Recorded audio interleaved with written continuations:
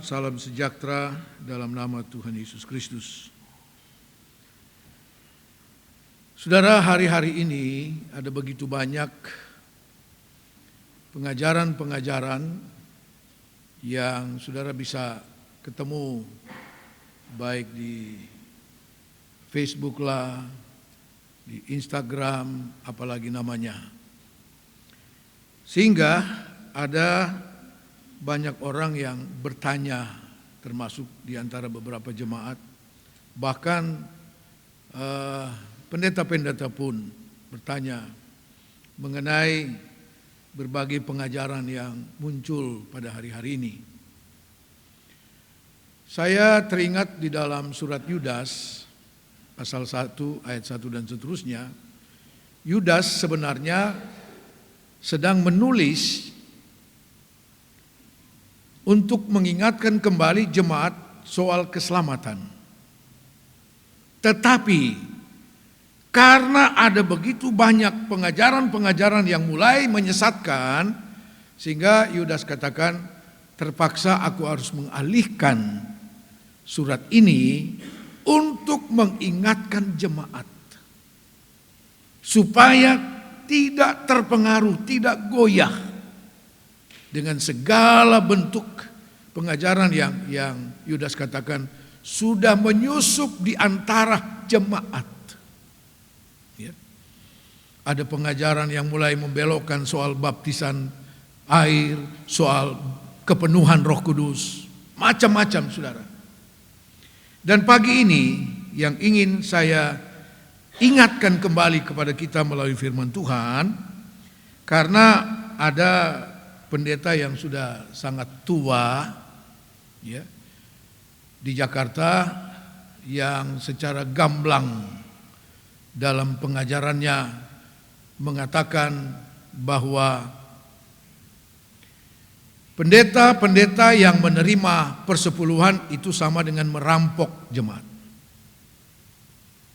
Dan ini satu penghinaan kepada firman Tuhan. Ya. Itu satu penghinaan kepada firman Allah. Nah, mari saudara, pagi hari ini kita akan melihat kembali. Saya percaya bahwa jemaat GPDI Kalvari masih tetap teguh berpegang kepada firman Tuhan. Katakan amin. Ya. Mari saudara, kita melihat pagi hari ini tentang kebenaran firman Allah menyangkut persepuluhan sesuai dengan firman Tuhan. Ya. Pagi ini kita akan melihat kebenaran dari Perjanjian Lama. Ya, dari Perjanjian Lama, karena di sanalah awal mula kebenaran tentang persepuluhan itu ditetapkan oleh Tuhan.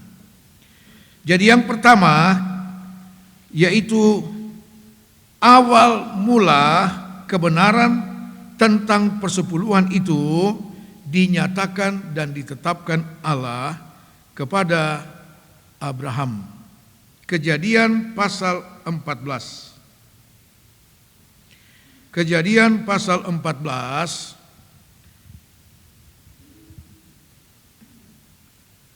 maksud khotbah saya pagi hari ini supaya jemaat juga dapat memberi jawab untuk mereka yang meragukan kebenaran firman Allah ini. Kejadian pasal 14 ayat 18 sampai ayat 20. Begini firman Tuhan, saya bacakan buat kita semua. Malkisedek Raja Salem membawa roti dan anggur. Ia seorang imam Allah yang maha tinggi. Lalu ia memberkati Abram, katanya, diberkatilah kiranya Abram oleh Allah yang maha tinggi, pencipta langit dan bumi, dan terpujilah Allah yang maha tinggi yang telah menyerahkan musuhmu ke tanganmu. Lalu Abram memberikan kepadanya 1/10 dari semuanya. Coba kita lihat pasal 13 ayat 2. Kejadian 13 ayat 2. Adapun Abram sangat kaya, banyak ternak, perak dan emasnya. Abram sangat kaya. Nah, dari segala kekayaan, dari segala berkat itulah kemudian dikatakan Abram memberikan kepada Malkisedek itu 1/10 dari semua kekayaannya. Nah, inilah awal mula kebenaran tentang persepuluhan itu. Ya. Nah, saudara-saudara sekalian, ini bermula dari ketika Abram mengalahkan 4 orang raja sekaligus untuk menyelamatkan Lot yang ditawan itu. Dan ketika Abram kembali, saudara-saudara, dia disambut oleh Raja Sodom dan Gomora, mengeluh-elukan Abram. Nah, sebelum Abram larut dalam kemenangan dan kebanggaan diri sendiri, maka Tuhan Allah melalui Malkisedek datang kepada Abram. Ya. Dan apa yang dilakukan adalah Malkisedek itu menyatakan kepada Abram setelah memberi dia perjamuan kudus. Jadi awal mula persepuluhan dan perjamuan kudus itu tidak dapat dipisahkan. Itu satu paket ketetapan dari Allah. Katakan amin. Ya. Itu yang terjadi. Saudara-saudara, Malkisedek membawa, siapa sebenarnya Malkisedek ini? Adalah Yesus sebelum dia dinyatakan sebagai manusia. Ya. Imam yang maha besar. Dia membawa kepada Abram roti dan anggur yang berbicara tentang perjamuan suci. Dan memberkati dia. Dikatakan, diberkatilah kiranya Abram oleh Allah yang maha tinggi. Kemudian ayat 20, dan terpujilah Allah yang maha tinggi yang telah menyerahkan musuhmu ke dalam tanganmu. Abram bukan hanya diberkati, tetapi Malkisedek katakan yang memberi kemenangan kepada Abram itu adalah Tuhan Allah. Ya. Yang memberi kemenangan atas musuhmu. Ya. Sebab itu sebelum Abram larut dalam kebanggaan atas kemenangan itu, dia diingatkan kemenangan itu dari Tuhan Allah. Haleluya. Sebab banyak orang, bahkan orang Kristen pun, ketika mengalami keberhasilan, kemenangan dan sebagainya, lupa bahwa itu semua dari Tuhan. Ya, dari Tuhan. Lalu mulai berkata, memang beta ini luar biasa. Jangan. Malkisedek bilang, dia yang menyerahkan musuhmu ke dalam tanganmu. Haleluya. Saudara dan saya masih ada sampai pagi hari ini hanya karena Tuhan. Ya, puji Tuhan. Nah, menyadari bahwa kemenangan dan segala berkat yang dimiliki oleh Abram dari Tuhan adanya, maka Abram digerakkan Tuhan.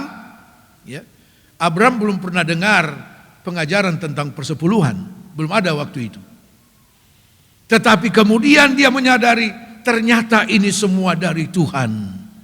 Maka di dalam semua itu ada milik dari Tuhan. Ada kepunyaan dari Tuhan. Dan dikatakan, lalu Abram memberikan kepadanya 1/10 dari semua kekayaannya. Haleluya. Ya. Tidak usah kita hitung-hitungan, itu berapa besar itu. Karena dikatakan Abram itu sangat kaya. Kapan dia jadi kaya? Dia dipanggil Tuhan keluar dari Ur Kasdim. Saudara, dari Ur Kasdim mereka sementara ada di negeri Haran. Memenuhi panggilan Tuhan itu, dalam perjalanan itu dan mereka sementara ada di Haran, Abram sudah diberkati Tuhan luar biasa. Ketika kita mau memenuhi panggilan Tuhan, panggilan kebenaran firman Allah, berkat Tuhan mulai menyertai saudara dan saya. Ketika kita mau memenuhi panggilan Tuhan untuk melakukan kebenaran firman Tuhan, percayalah berkat Tuhan mulai menyertai saudara dan saya. Ketika dia masuk ke tanah Kanaan, dia membawa kekayaan yang luar biasa. Di sanalah baru Tuhan menyatakan kebenaran tentang perjamuan suci dan persepuluhan itu. Katakan amin. Ya.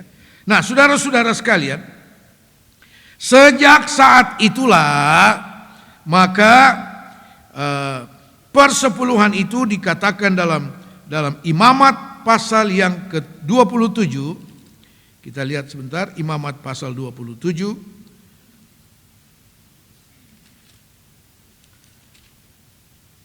Ayat yang ke-30. Imamat 27 ayat 30. Demikian juga segala persembahan persepuluhan dari tanah, baik dari hasil benih di tanah maupun dari buah pohon-pohonan, adalah milik Tuhan. Saya baca sekali lagi. Demikian juga segala persembahan persepuluhan dari tanah, baik dari hasil benih di tanah maupun dari buah pohon-pohonan, adalah milik Tuhan. Ini satu penegasan firman Allah. Milik Tuhan. Tuhan punya.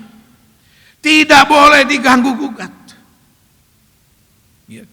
Dan tidak bisa dibatalkan oleh apapun. Kita akan lihat selanjutnya, saudara, bahwa ketika kebenaran tentang persepuluhan ini dinyatakan dan dilakukan oleh Abraham untuk pertama kali dalam firman Allah, saudara, Abraham melakukan itu 500 tahun sebelum hukum Taurat diberikan kepada bangsa Israel.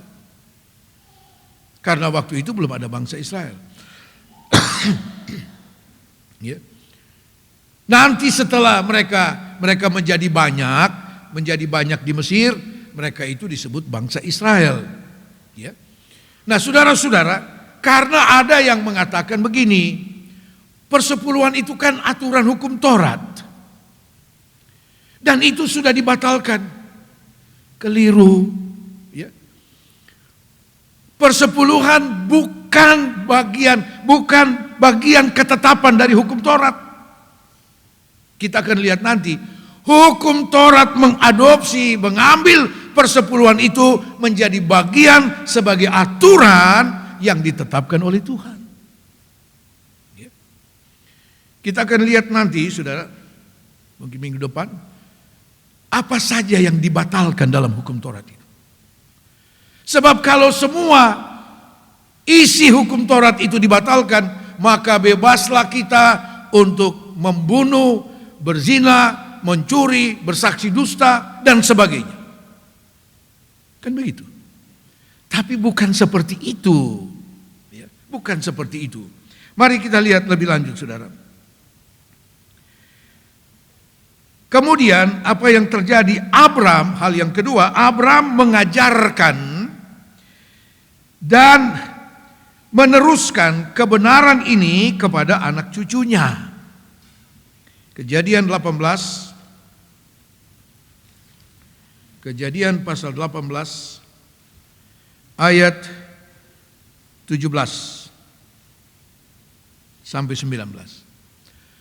Kejadian 18 ayat 17 sampai 18. Berpikirlah Tuhan, apakah aku akan menyembunyikan kepada Abraham apa yang hendak kulakukan ini?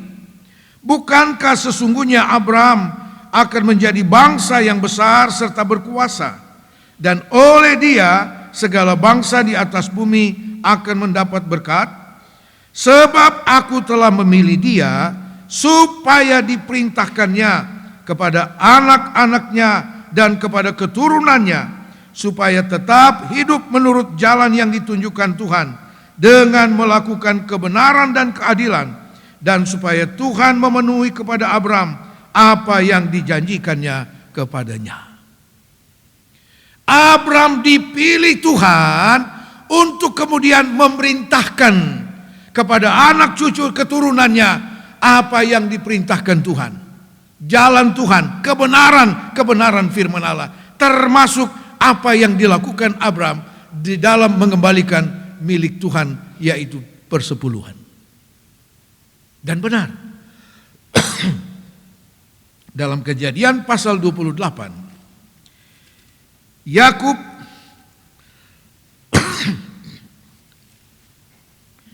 Kejadian 28 ayat 20 sampai 22. Lalu bernasarlah Yakub, jika Allah akan menyertai dan akan melindungi aku di jalan yang kutempuh ini, memberikan kepadaku roti untuk dimakan dan pakaian untuk dipakai, sehingga aku selamat kembali ke rumah ayahku, maka Tuhan akan menjadi Allahku, dan batu yang kudirikan sebagai tugu ini akan menjadi rumah Allah. Dari segala sesuatu yang Engkau berikan kepadaku, akan selalu kupersembahkan 1/10 kepadamu. Ya. Dari mana Yakub tahu itu? Dari neneknya Abraham, ya, yang mengajarkan, meneruskan perintah itu. Nah, karena Abraham secara konsekuen dan secara konsisten mengajarkan kebenaran firman Allah kepada anak cucunya, sehingga Tuhan Allah ketika mau menuju ke Sodom untuk membinasakan Sodom dan Gomora, Tuhan Allah bilang, dia berhenti sebentar dan berkata, bolehkah aku sembunyikan rahasia ini kepada Abraham? Sementara dia aku pilih untuk memerintahkan, meneruskan kebenaran-kebenaran ini. Artinya apa? Kepada orang yang sungguh-sungguh melakukan firman Tuhan, meneruskan kepada anak cucunya, kepadanya tidak ada rahasia yang disembunyikan oleh Tuhan. Haleluya. Tidak ada rahasia yang Allah sembunyikan. Artinya Allah mengungkapkan rahasia-rahasia kebenaran firman Allah. Haleluya. Itu pengertiannya. Dan itu dilakukan oleh Abraham. Anak cucunya melakukannya.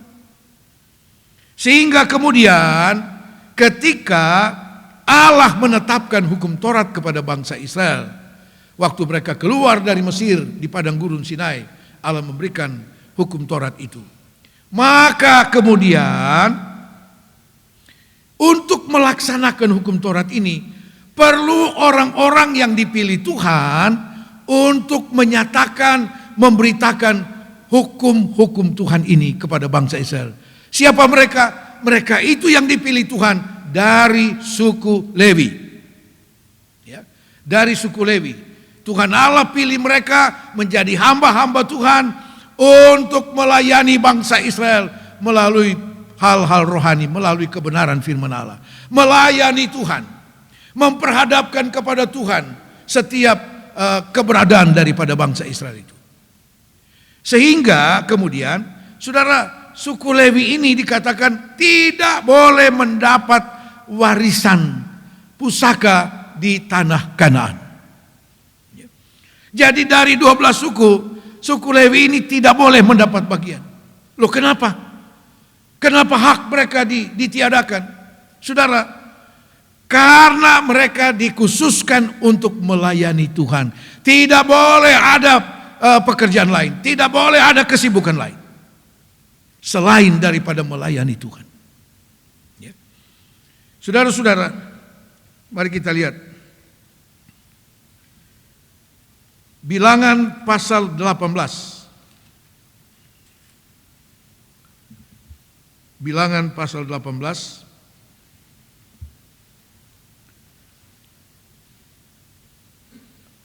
ayat yang ke-20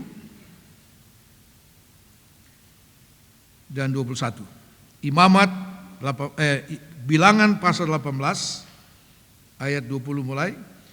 Tuhan berfirman kepada Harun. Harun ini adalah imam besar yang pertama yang dipilih dari suku Lewi. Tuhan berfirman kepada Harun, di negeri mereka engkau tidak akan mendapat milik pusaka dan tidak akan beroleh bagian di tengah-tengah mereka. Akulah bagianmu dan milik pusakamu di tengah-tengah orang Israel.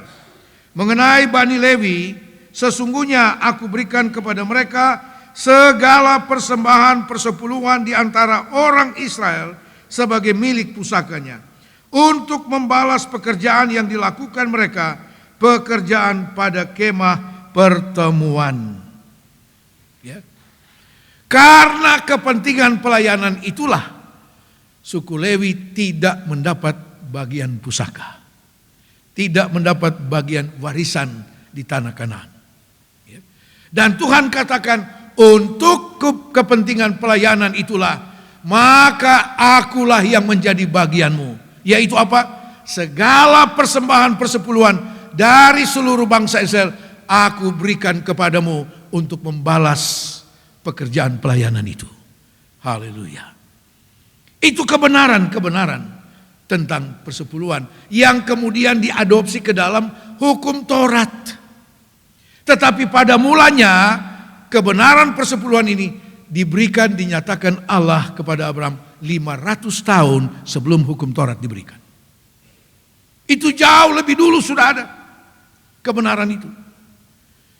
Justru melalui hukum Taurat, kepentingan dan pemanfaatan daripada persepuluhan itu diarahkan kepada suku Lewi yang menjadi pelayan-pelayan Tuhan. Ya. Mereka tidak mendapatkan warisan di tanah Kanaan. Tanah Kanaan itu dibagi kepada 11 suku yang lain. Ya. Yang kemudian menjadi 12 karena diperhitungkan kepada 2 anak Yusuf, Efraim dan Manasye mendapat bagian. Saudara-saudara, mari kita lihat kemudian bahwa di dalam Bilangan 18, kita baca terus dalam tadi sampai ayat 22, ayat 23 sekarang. Tetapi orang Lewi, merekalah yang harus melakukan pekerjaan pada kemah pertemuan, dan mereka harus menanggung akibat kesalahan mereka. Itulah suatu ketetapan untuk selama-lamanya bagimu turun-temurun. Mereka tidak akan mendapat milik pusaka di tengah-tengah orang Israel. Sebab persembahan persepuluhan yang dipersembahkan orang Israel kepada Tuhan sebagai persembahan khusus, kuberikan kepada orang Lewi sebagai milik pusakanya. Itulah sebabnya aku telah berfirman tentang mereka, mereka tidak akan mendapat milik pusaka di tengah-tengah orang Israel. Karena itu sebagai hamba Tuhan tidak boleh ada pekerjaan yang lain. Tidak boleh. Ya.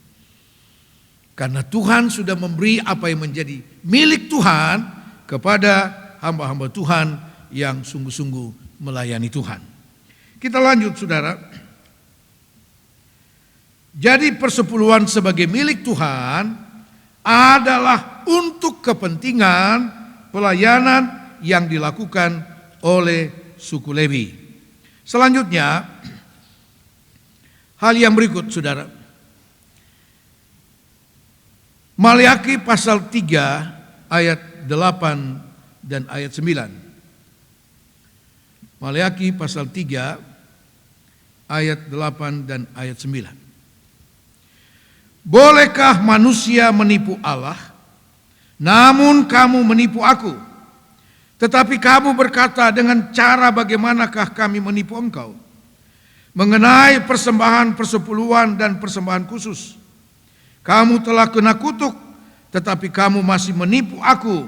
Ya, kamu seluruh bangsa. Ya. Artinya apa? Hal yang berikut ini tidak mengembalikan milik Tuhan dalam bentuk persepuluhan itu sebagai milik Tuhan adalah suatu penipuan di hadapan Tuhan. Ini kata firman Tuhan, bukan kata saya.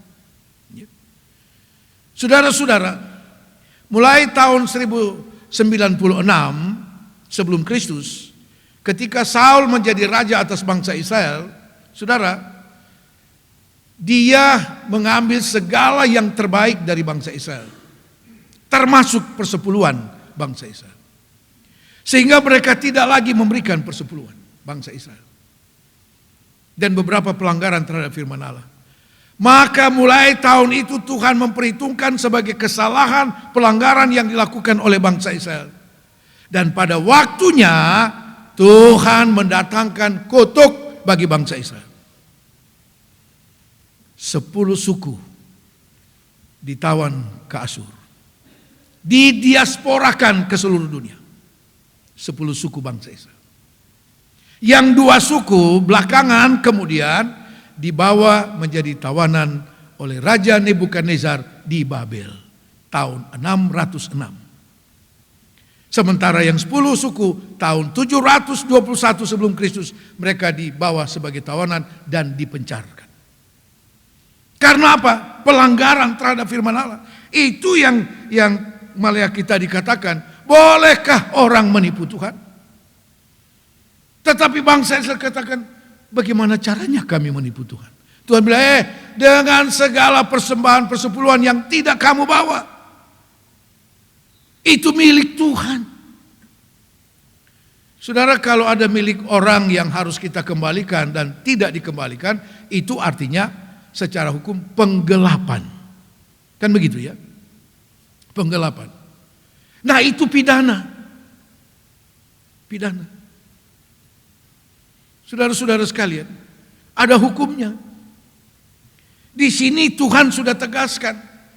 Dengan kamu tidak mengembalikan apa yang menjadi milik Tuhan, ada kutuk terhadap kamu. Dan itu yang terjadi. Itu yang dialami oleh bangsa Israel. Ketika dua suku Yehuda dan Benyamin yang disebut Yahudi ini dibawa sebagai tawanan di Babel itu selama 70 tahun, saudara, dikatakan sejak ada di Babel sana, di dekat sungai Tigris sana, mereka menangis mengingat Yerusalem. Tapi mau bilang apa? Sekarang ada di tawanan sana, jauh. Itu yang terjadi. Mereka rindu mau kembali. Sehingga dikatakan kecapi yang mereka sempat bawa, orang-orang di sana bilang, coba kamu menyanyi, pakai itu kecapi. Gak bisa. Kenapa? Sedih. Tidak ada kesukaan untuk memuji Tuhan. Sehingga dikatakan kecapi kami gantungkan pada pokok-pokok gandarusa di tepi sungai itu. Tidak ada kesukaan untuk memuji Tuhan. Mereka sedang kena kutuk dari Allah. Ya. Saudara-saudara sekalian, ini kata firman Allah. Sebaliknya,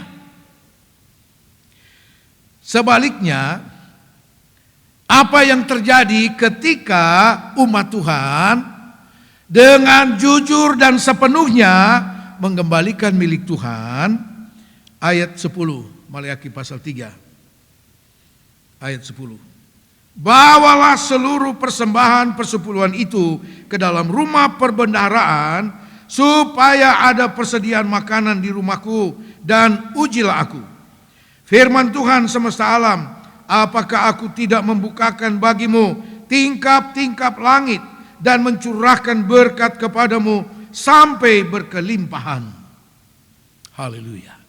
Sebaliknya, ketika kita dengan jujur sepenuhnya dalam mengembalikan milik Tuhan, saudara, Tuhan bilang, Tuhan bersedia ditantang dengan ini. Aku akan membuka pintu langit, tingkap langit, dan mencurahkan berkat atasmu. Ketika kapan? Ketika seluruh persepuluhan itu dikembalikan kepada Tuhan. Di mana? Di perbendaharaan rumah Tuhan, bukan kepada bendahara. Ya.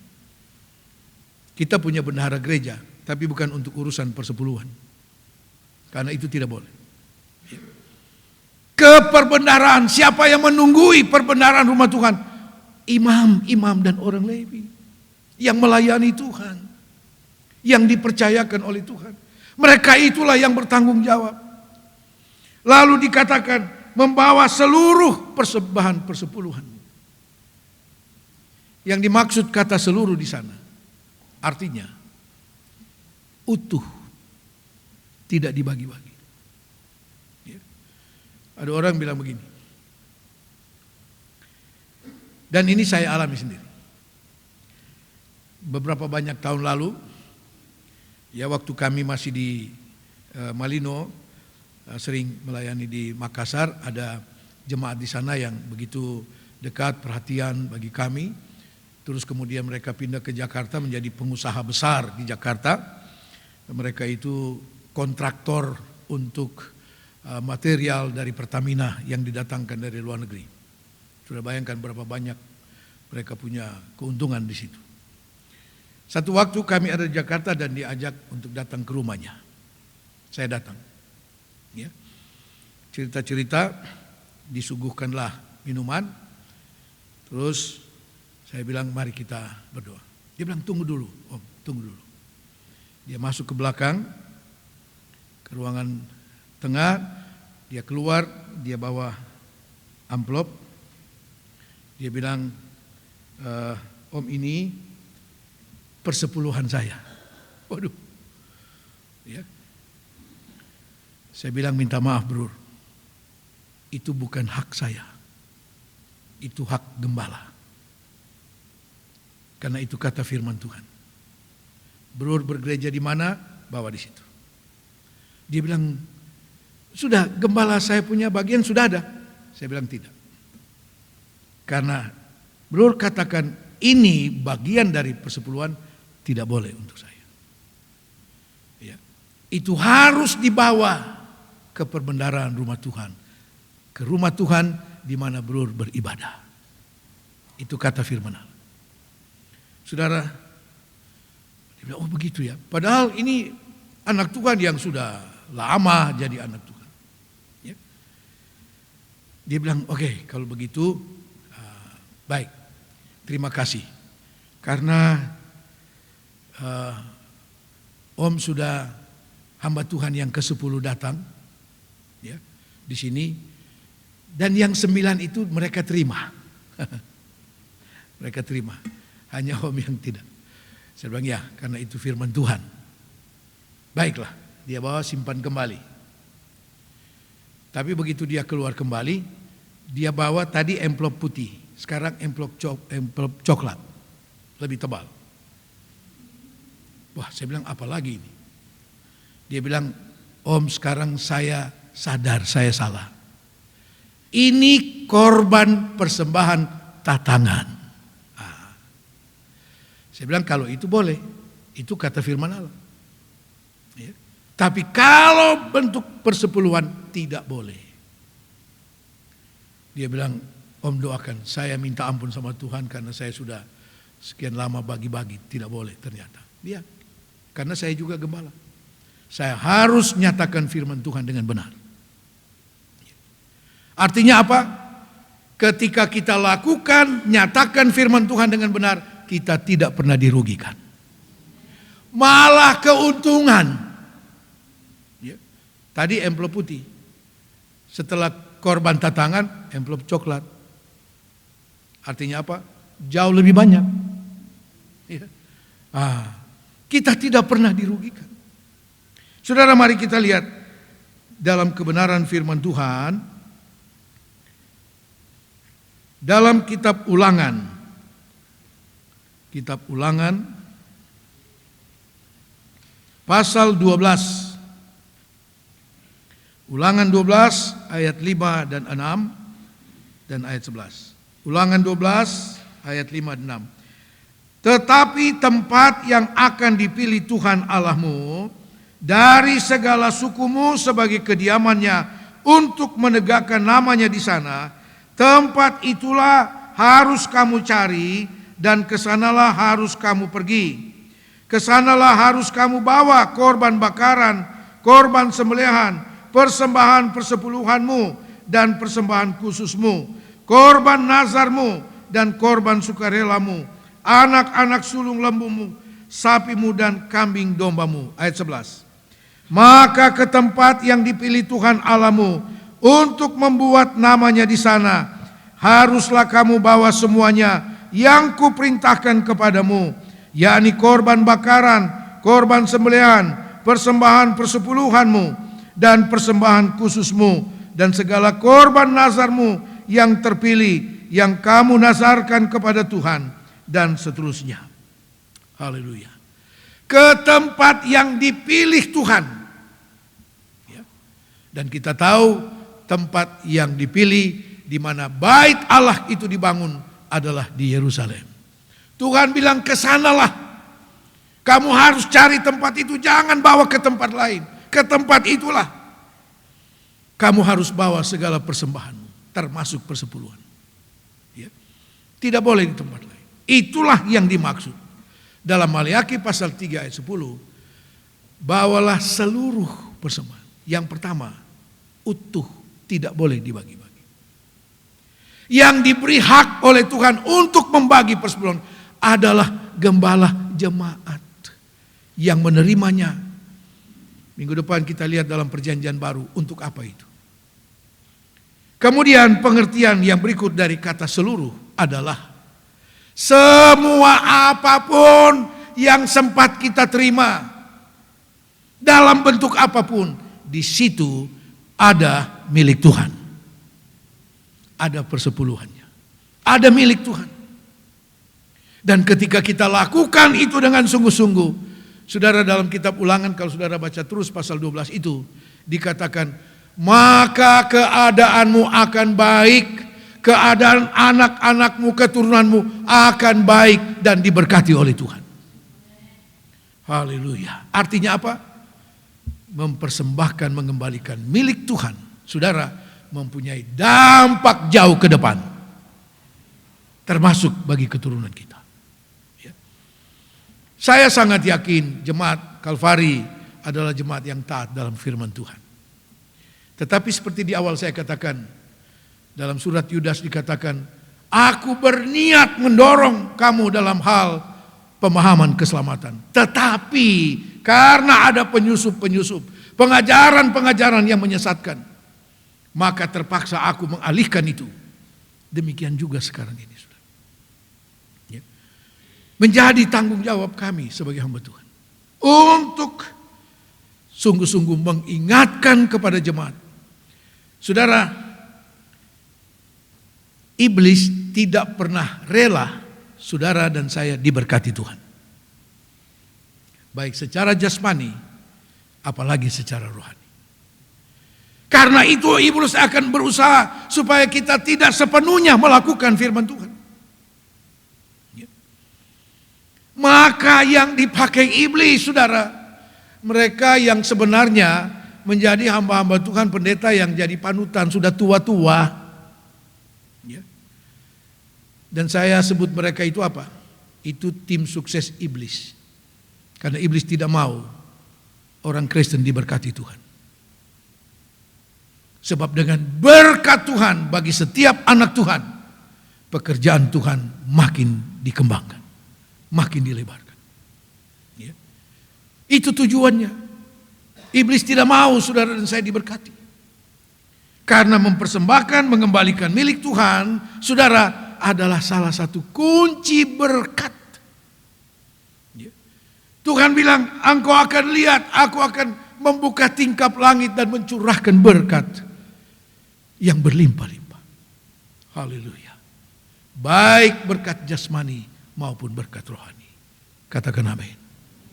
Tuhan Yesus memberkati. Akan kita lanjutkan. Haleluya.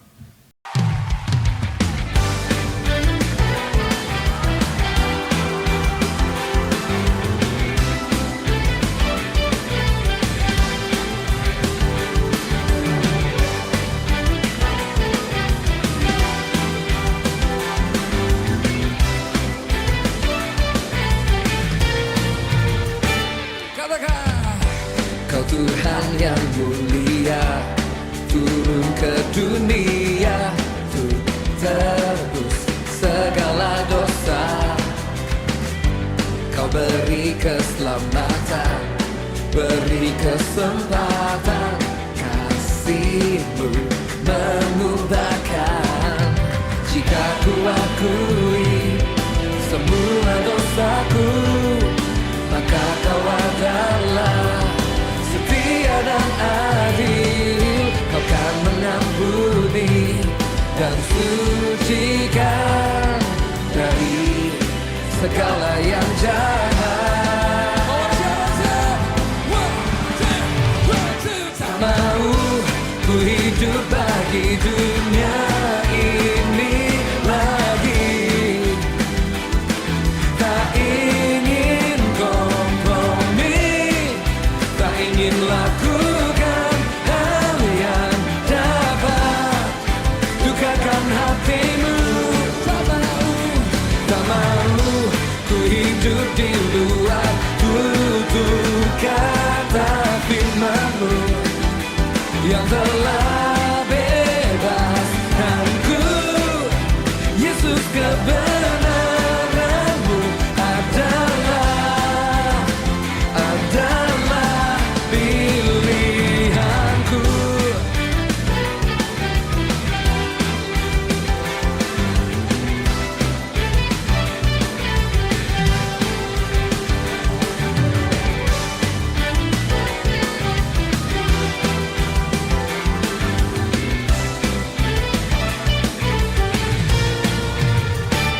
Kau Tuhan yang mulia, turun ke dunia untuk tebus segala dosa. Mari tepuk tangan di atas kepala bersama-sama.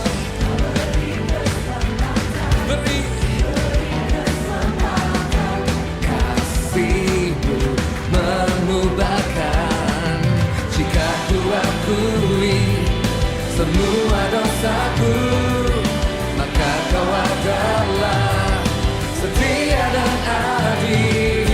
Kau kan mengampuni dan sucikan dari segala yang jahat. Tak mau ku hidup bagi dunia ini lagi. Tak ingin kompromi, tak ingin lakukan hal yang dapat dukakan hatimu. Tak mau ku hidup di luar tutur kata firman-Mu yang telah